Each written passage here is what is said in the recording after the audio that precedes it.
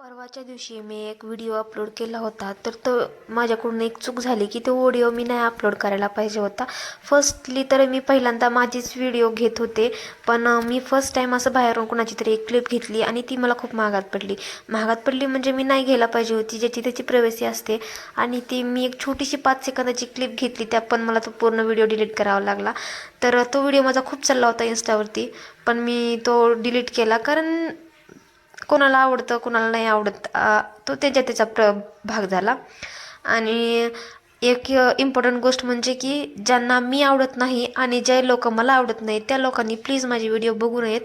तर कुणाला काही जबरदस्ती नाही आहे माझी व्हिडिओ बघावी म्हणून, तर त्यांनी नाही बघितली तरी चालतील आणि अशा व्ह्यूवर्सची किंवा फॉलोअर्सची मला गरज पण नाही आहे. आणि आणखीन एक गोष्ट म्हणजे की आपल्या यूट्यूबवरती 100 फॉलोअर्स कंप्लीट झालेले आहेत, तर ते माझ्यासाठी खूप मोठी चॅनलला सबस्क्राईब करा, व्हिडिओज शेवटपर्यंत नक्की बघा आणि व्हिडिओजला लाईक पण करायला विसरू नका. तर माझी व्हिडिओ कंटिन्युअसली येत राहतील यानंतरही, कारण मी कुठल्याही कारणामुळे माझे व्हिडिओज बनवायचे बंद करणार नाही आहे.